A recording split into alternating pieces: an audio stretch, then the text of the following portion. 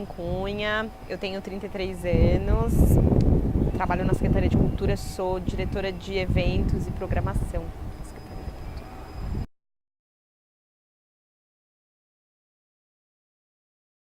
Eu estou no Poder Público já faz 10 anos, eu comecei como estagiária na Coordenadoria da Juventude, onde a gente fazia uma série de eventos culturais na cidade. Naquela época, essa noção de jovem não existia muito, então ou você era adolescente, ou você era criança, ou você era adulto. Não tinha muito essa coisa que vai depois dos 20 até os 30, esse limbo que a gente vive agora. Não tinha muita atividade cultural voltada para esse público e era difícil de entender esse conceito, e acho que hoje em dia a gente já chegou num estágio que está mais claro para todo mundo.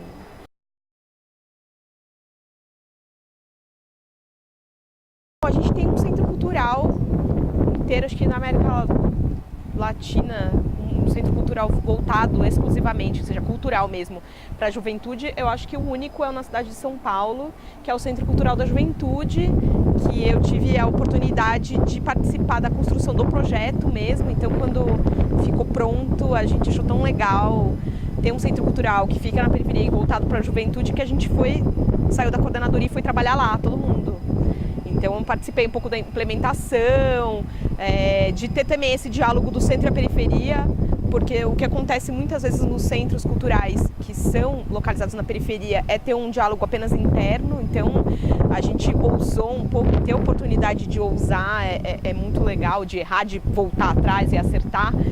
É que a gente pode fazer muita coisa ousada, de ter um diálogo mesmo, de trazer artistas internacionais para tocar na periferia, de ter os artistas da periferia tocando no centro, de trazer as festas, um desenho, uma coisa que estava acontecendo e borbulhando aqui naquele momento, para lá. Então a gente fez muita coisa diferente, muita coisa O CCJ ele não era ali simplesmente internamente, ele extrapolava, então ele ia para a rua, ele ia para a Praça do Cemitério, que até é uma coisa que tem um evento que cresceu bastante hoje em dia, ele é bem maior, que é o Cinetério, que a gente começou lá no CCJ, tinha sempre um grupo, uma festa e um filme, isso na porta do cinema. E hoje em dia esse projeto cresceu tanto que ele acontece dentro do Cemitério da Consolação, e a gente está inclusive vivendo um momento aí um pouco de disputa pelos espaços, porque sempre que a gente avança um pouco, as pessoas acham, não, mas aqui não, aqui não. A população, uma parte da população, acho que tem um interesse muitas vezes. No caso do cemitério é diferente, porque tem uma coisa, enfim, religiosa também de um lado, e do outro lado uma noção um pouco privada de todas as coisas. E o cemitério ele é um espaço público e inclusive ele é um espaço laico.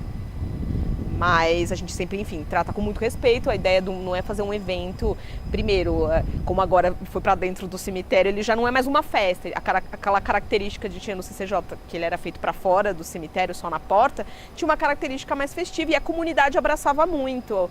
As pessoas que tinham entes enterrados ali achavam a ideia muito boa. As criancinhas costumavam, inclusive tinha um parque na frente, as crianças brincavam ali na frente do cemitério, então era uma coisa que não passava muito, essa coisa do desrespeito não passava muito pela cabeça das pessoas que tinham parentes lá e que moravam ao redor. E quando esse projeto veio para o centro, a coisa um pouco mudou, que aí virou uma coisa, não, mas são os meus parentes, né?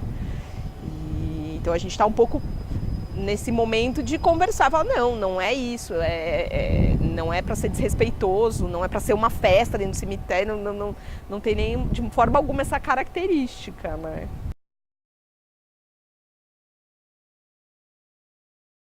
Bom, a gente fomentou bastante o começo dessa cena, das festas saírem, dos clubes irem pra rua. Acho que a primeira coisa foi a Voodoo Hop. O contato que a gente tem começou com eles, acho que deve ter sido mais ou menos, sei lá, em 2010, imagino. A primeira festa de 1 ano da Voodoo Hop, de aniversário da Voodoo Hop, a gente foi também, casou com o Mês da Cultura Independente, então foi a festa de abertura do Mês da Cultura Independente, já foi uma Voodoo Hop que foi na rua, então a gente montou na sacada da Trackers pra rua, uma festa na madrugada inteira no centro da cidade. Naquela época o centro estava muito mais ermo do que hoje em dia, bem menos convidativo. Então foi um ato assim, um pouco de coragem de fazer isso, com uma infraestrutura bem menor do que é o que a gente costuma ter nos eventos noturnos, como a virada cultural, que tem uma atenção e uma infraestrutura grande para acontecer à noite. Essas festas eram era uma coisa oficial da secretaria, bancada pela secretaria, mas tinha um quê ali um pouco militante, um pouco diferente das festas que a gente costumava organizar, né? Nessa época eu ainda estava no CCJ, a gente fazia bastante coisa com a Voodoo, e cada vez mais a Voodoo começou a ir pra rua e sozinha, não foi uma coisa que a gente fomentou completamente. Não, a gente fomentou quanto pôde, fez parcerias e coisas juntos, mas as festas foram por conta própria para a rua. E isso era uma coisa que a gente tinha perdido completamente na cidade de São Paulo, uma coisa que tinha o movimento punk, o hardcore, sempre pregou e que ia para a rua e fazia suas próprias coisas e iam atrás dos próprios espaços, e iam para os centros culturais, iam para os lugares abandonados. Isso estava sumido por um bom tempo quando a Voodoo Hop surgiu e as festas de rua. E aí, a partir da Voodoo Hop, muitas dissidências, outras festas começaram a surgir, o que foi incrível, e se virar mesmo, e ir atrás dos equipamentos, e saber como montar a sua própria festa, que é uma coisa também que estava se perdendo, e hoje em dia, enfim, a gente também tenta fazer atividades que ajudem os artistas a serem mais autônomos e não depender tanto. Eu só toco se tiver essa estrutura desse jeito, nessa casa, e de 30 técnicos, não sei quantas toalhas, não sei quantas... Sabe, seria muito bom se os artistas, eles tivessem, mesmo que não precisa querer essa estrutura. É necessário muitas vezes uma estrutura mais refinada, e acho que as pessoas merecem, mas é importante conhecer pelo menos, e numa situação saber até avaliar se aquilo é bom ou se é ruim, porque você conhece, sabe o que você está falando. Então, as festas de rua, rolou um boom das festas de rua, que foram mesmo, assim, sem medo. Durante um tempo as festas não eram muito bem vistas, então era difícil você conseguir uma autorização para fazer uma festa na rua. Anterior a Voodoo Hop, o pessoal do Dubversão e do Barulho.org, que já estava há muito tempo fazendo festas, e eles iam mesmo para a periferia com equipamento nas costas e montavam.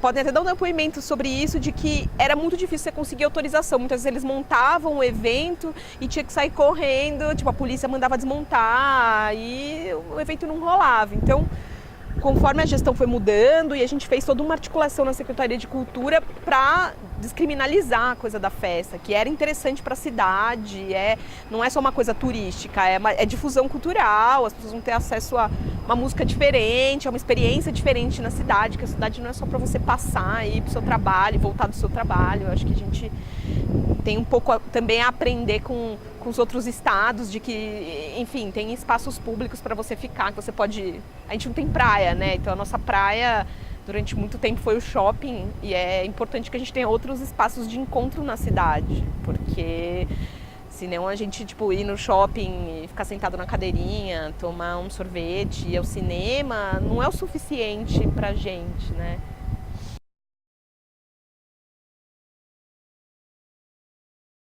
Bom, em 2013 eu vim trabalhar a convite do Juca Ferreira, que hoje é ministro, né, e do Rodrigo Savazone, a trabalhar no gabinete da Secretaria da Cultura, mas com a programação geral da cidade. E a gente teve um processo. O primeiro embate foi a descriminalização do carnaval de rua. Quando a gente pensa em carnaval de rua em São Paulo, nossa, que tristeza. Tipo, a gente esperava o carnaval para fugir daqui, porque não existe carnaval, porque o paulistano não é festivo, porque a gente não só gosta de trabalhar.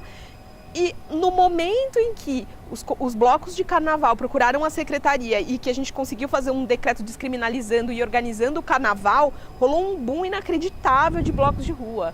E foi uma coisa que passou de 20 para 200, não é isso, de 20 para 100 em 2013 muito rapidamente. E em 2014 esse número ultrapassou 250. E a gente tem a impressão de que esse número só tende a crescer infinitamente, de forma que a gente até vai ter que fazer um novo pacto e reorganizar espacialmente, porque está ficando impraticável. Mas esse esforço de descriminalizar foi uma coisa dessa gestão, e de enxergar isso, né, de que é um pouco bizarro quando a gente fala que não era legal, porque realmente você ia lá, você tinha um alvará de festa para você participar, então tinham blocos que eram os mais consagrados, que não tinham muito problema para sair, sei lá, o Ilu, pelo que eu saiba, não tinha muito problema para sair, mas os outros blocos, se eles quisessem espontaneamente ir à rua, eles eram reprimidos pela polícia. Em 2012, especialmente, foi um ano bem complicado para os blocos da cidade de São Paulo, porque eles saíam na rua e a polícia ia atrás. Então teve que realmente organizar. E até hoje é bem difícil você, por um lado, manter essa a característica espontânea do carnaval, que é a nossa natureza, inclusive, porque quando o carnaval surgiu na cidade de São Paulo, ele era de rua, ele não era esse carnaval de avenida que a gente tem hoje aqui. Inclusive, o carnaval de avenida foi uma tentativa de organizar o carnaval para que ele não se espalhasse muito, para que, enfim, até para receber o recurso, a gente criou meio artificialmente o carnaval de avenida, mas nossa essência mesmo é na rua. Então a gente acha que o paulistano só quer ficar no shopping e na casa dele, mas não é verdade.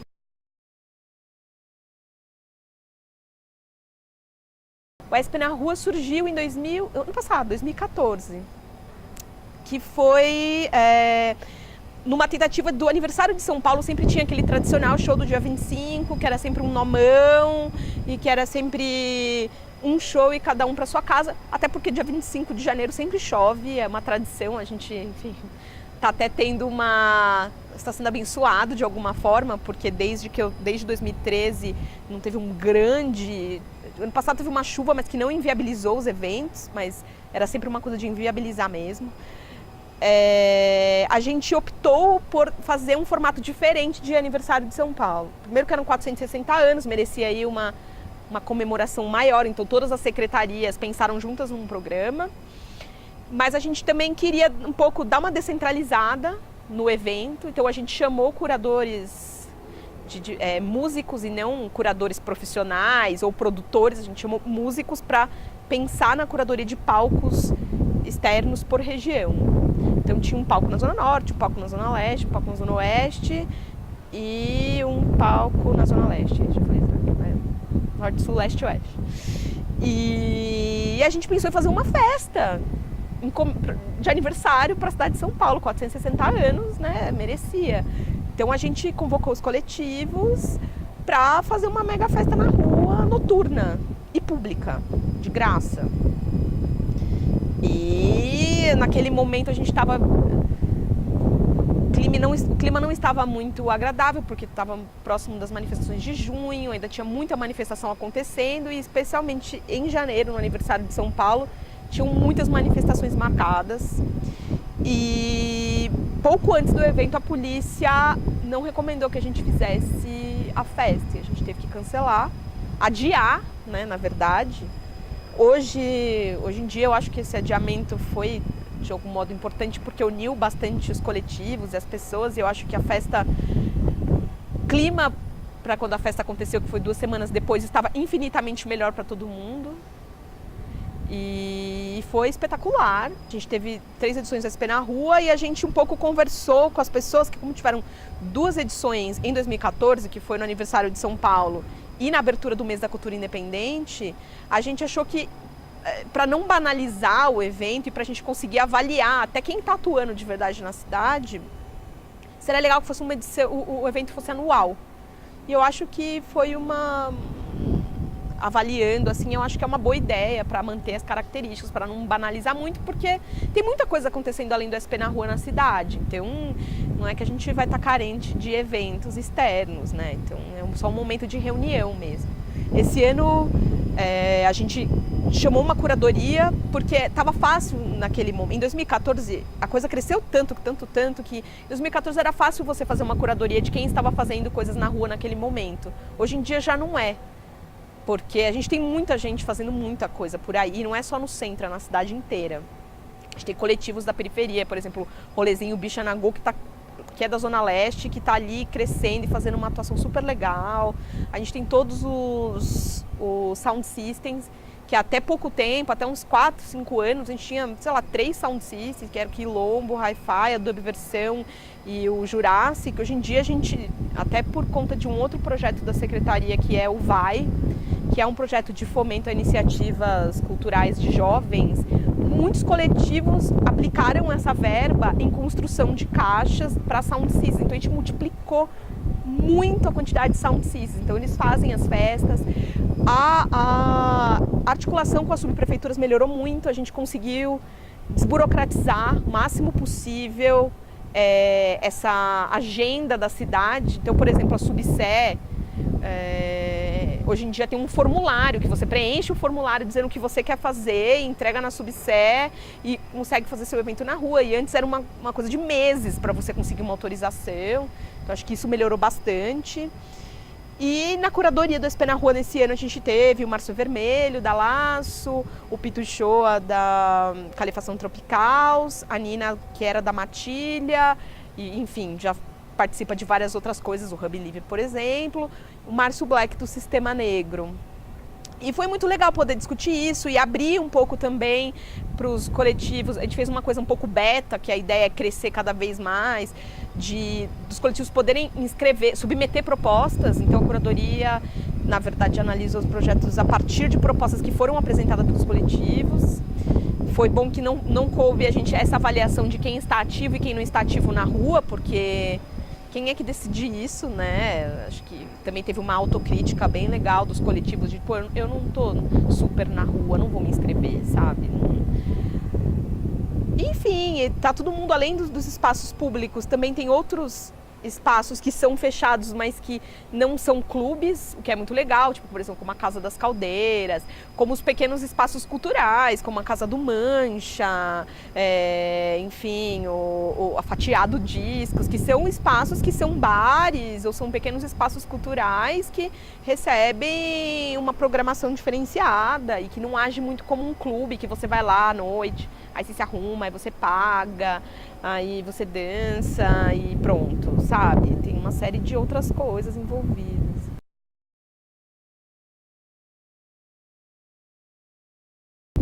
Um ponto de encontro aqui nessa cidade. A gente está no prédio, a gente não tem muitas áreas de lazer, a gente tem medo de sair na rua, a gente não conversa com estranhos. E nos outros lugares, realmente, a praia é um espaço muito democrático.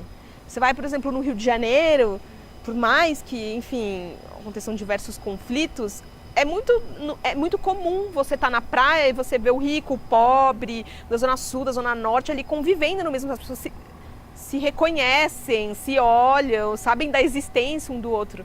Na cidade de São Paulo é muito fácil você viver num bairro e estudar ali perto daquele bairro e nunca ter visto uma pessoa diferente na vida. Você vive num mundo restrito, numa cidade tão grande, viver um mundinho ali super restrito. Então a rua é um ponto de encontro, você poder conhecer gente nova que pensa diferente de você. E também tem as pessoas que moram na rua e elas também têm o direito de usufruir, não é? Uma coisa que a gente briga muito aqui na secretaria é justamente de que os eventos de rua não sejam eventos que chegam e destroem o que já acontece. Não, a ideia é muito pelo contrário, é promover o que já está acontecendo na rua, que as pessoas que estejam lá participem e que não sejam eventos que a gente simplesmente chegue e monta uma estrutura paralela como se fosse uma cidade paralela.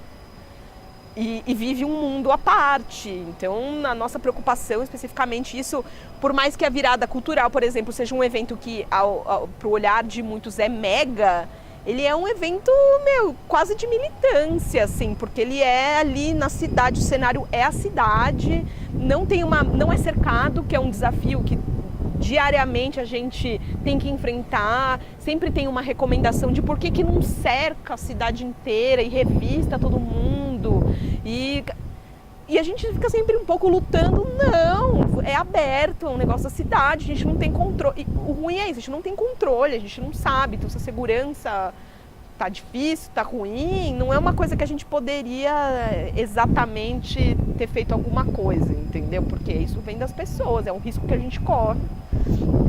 Mas é um evento diferenciado em termos de infraestrutura. Diferente, por exemplo, sei lá, da FIFA Fan Fest, que era um evento de rua, mas era uma realidade, ele era um cercado com uma estrutura paralela que a virada não tem. E que o carnaval de rua também não tem. E que o SP na Rua também não tem. É ali, é a cidade com os seus problemas. Se a cidade está num momento difícil, isso reflete na festa, reflete no humor das pessoas e é isso. O clube é uma coisa legal, é uma alternativa legal de lazer, é incrível, você vai lá, você conhece, você dança, você encontra seus amigos, não é que é uma coisa anti-clube, que por mim que existam mais clubes, que multipliquem cada vez mais, tudo isso é cultura, e quanto mais clube, quanto mais casa de show, quanto mais espaço cultural pra gente é melhor. Mas ter uma outra opção de encontro entre pessoas diferentes é muito importante para uma cidade que nem São Paulo, que não tem praia, não tem esse ponto de encontro natural.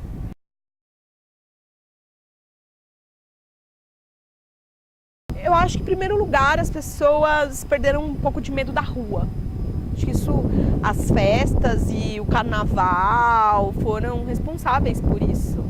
Por as pessoas perderem medo de ir pra rua, porque muita gente tinha menos medo de vir pra virada porque era muita gente, eram 4 milhões de pessoas na rua, você se sentia ali um pouco mais seguro, mas no dia seguinte você não ia passar no centro. Tanto que tem uma coisa da virada que as pessoas não iam, a principal atração da virada não era artista nenhum, era você poder ir pra rua, passar numa rua que você não passaria normalmente. Só que essas ruas, elas estão conhecidas, eu acho que esses movimentos e as festas e o próprio carnaval fizeram esse cenário ficar conhecido pelas pessoas. As pessoas, elas transitam, elas vão até lá.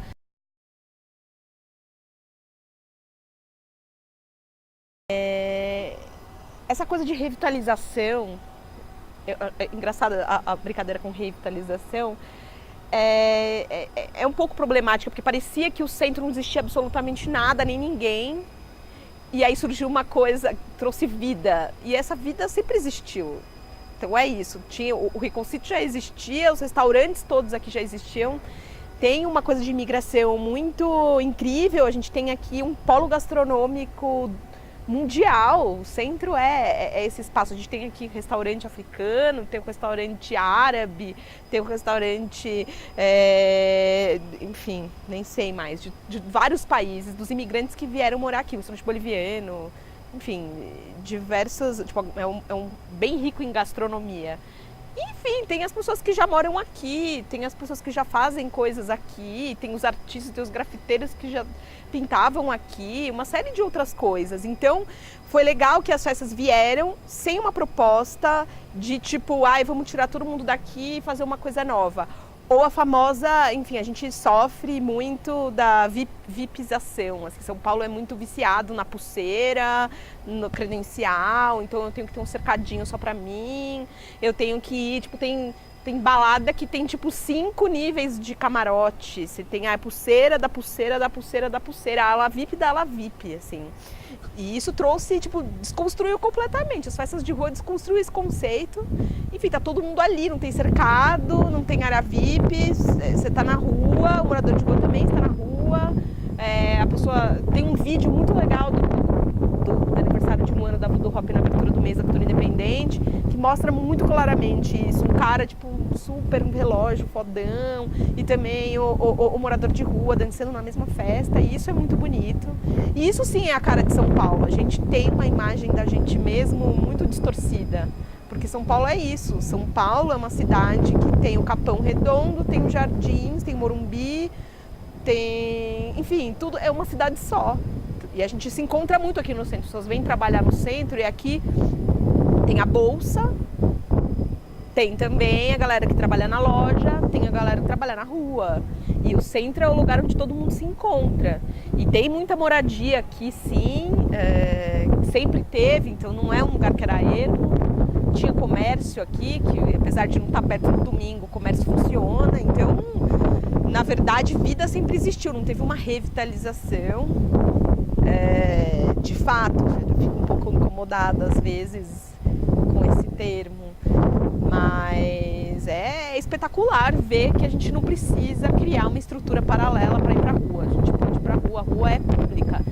Quando público não é que não é de ninguém, é de todo mundo. A gente acha que é público, então dane-se. É o contrário, é seu, é de todo mundo.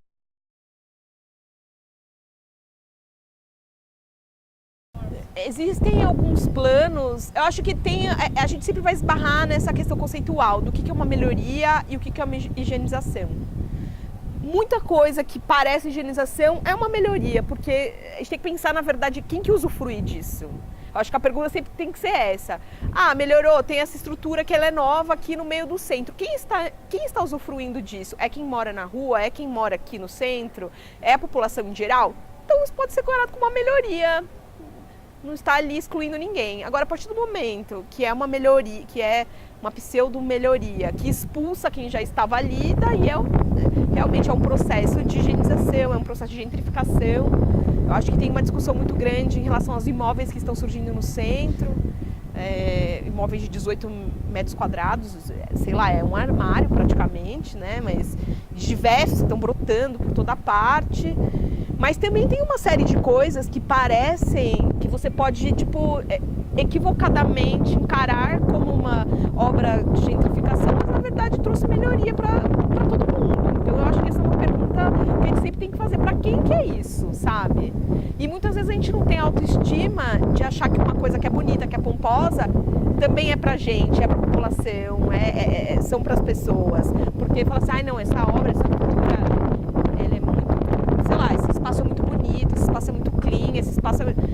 Então é gentrificador. Não, peraí, quem tá usufruindo? Todo mundo tá usufruindo? Então, não. Então é uma questão de autoestima. Sim, é pra todo mundo, sim, está todo mundo usufruindo, então calma lá, né? Não é bem gentrificação. Agora, os espaços, transformar tudo numa grande área VIP, que é uma tendência paulistana, e isso sim é uma tendência paulistana, é uma coisa que a gente sempre tem que fiscalizar e tomar muito cuidado, porque a probabilidade disso acontecer é muito grande. Nessa mesma época, e até hoje, tem algumas festas que têm uma característica, tipo, que um pouco assimilaram o formato das festas de rua, mas que são festas privadas e que são festas pagas, e que são festas de pulseirinha, e que inclusive vão para lugares abandonados, recriar esse ambiente da rua para quem não tem coragem de ir para a rua. Então isso é esquisito, tipo, você vai num prédio abandonado, aí você tira todos os moradores de rua de lá e quem tá lá e todas as possibilidades de vida e transforma aquilo numa coisa paralela para você ter a experiência fake de estar num lugar abandonado. Aí isso é esquisito, sabe? Mas acho que a gente tem que sempre fiscalizar e ficar de olho dessa tênue linha entre o que é gentrificador e o que é uma melhoria. A gente tinha ali uma série de projetos pensados para os centros bastante gentrificadores, que era uma coisa assim, vamos demolir tudo, vamos tirar todo mundo de lá e vamos trazer umas mega empresas e trazer umas megas coisas para, tipo, ocupar esse espaço que não tem nada. Mas existia sim, as pessoas moram aqui, as pessoas trabalham aqui, elas vivem aqui, não tem essa de não existia nada. Sempre existiu e sempre vai continuar existindo.